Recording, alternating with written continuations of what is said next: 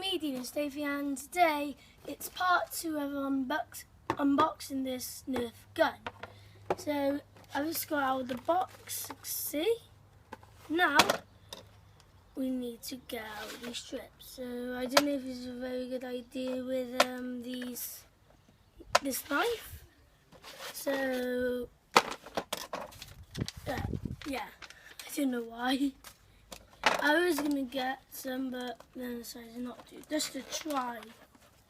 Okay, so we got our 2 bullets, or 3, right over there.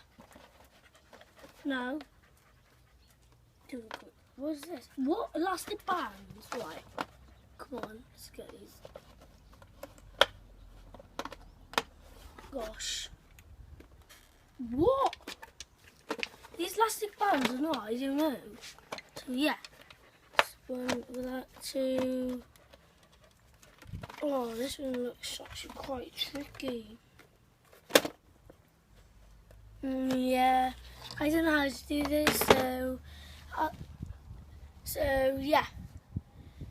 We'll stop there. I'll do part 3. Sorry if this was a really short video, but I'm just gonna get scissors. Then I'll do the next video for part 3. See you guys, bye!